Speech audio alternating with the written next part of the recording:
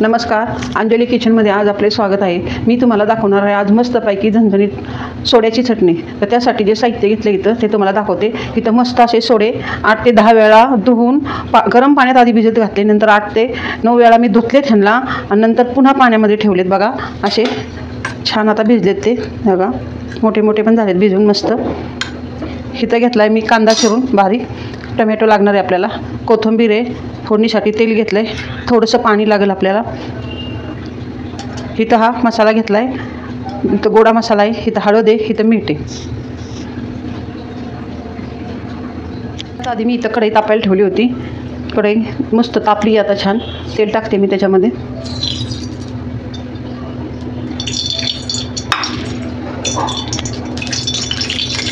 आता सोडे पाण्यातनं बाहेर काढून घेतलेत मी, हे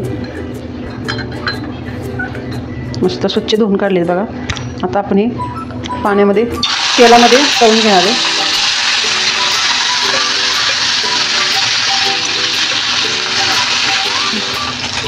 तेलामध्ये मस्त सोडे टाकलेत, थोडी हळद टाकूया, छान ह्यातनं तळून काढायचे आता मस्त।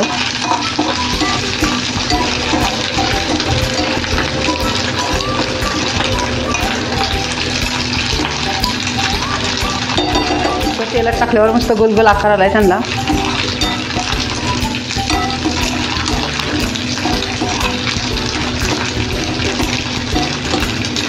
मस्त आता सोडे आपले तळून निघाले ते मी, आणि सोडे आपण काढून घेणार आहे। अशा पद्धतीने सगळ्यात आधी तळून घ्यायचे त्यांना।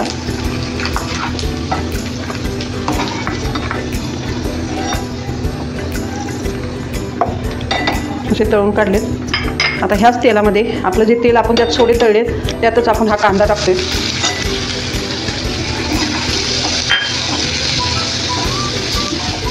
कांदा मस्त आता आपला परतत आलाय,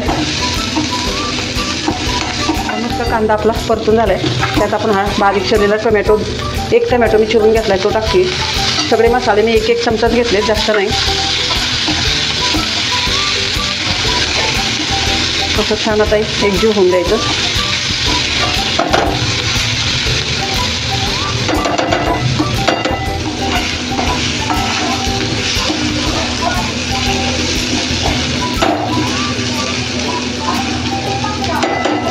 थोडीशी हळद टाकते मी।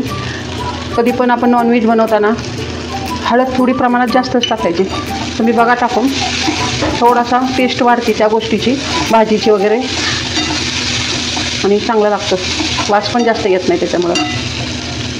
हा माझा फेवरेट मसाला, ते लागते हा गरम मसाला।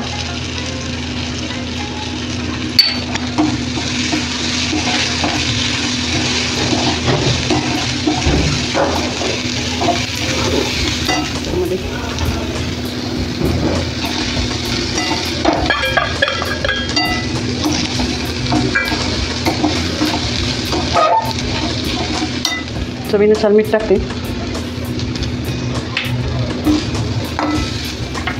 मस्त आता हे परतून झाले। वरून टाकू थोडीशी कोथिंबीर। झटपट आणि पटकन आपली सोड्याची चटणी आता तयार होत आली आहे।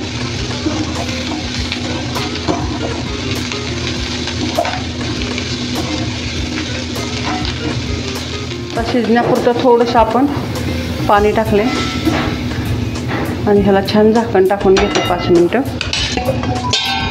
5 मिनटात आपली चटणी तयार होईल।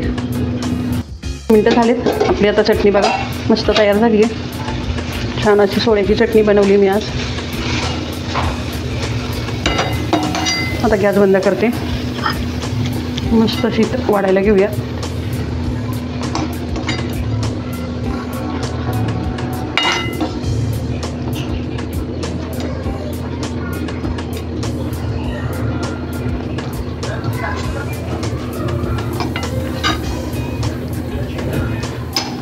अशी मस्त मी सोड्याची झणझणीत अशी आज चटणी बनवली आहे बघा।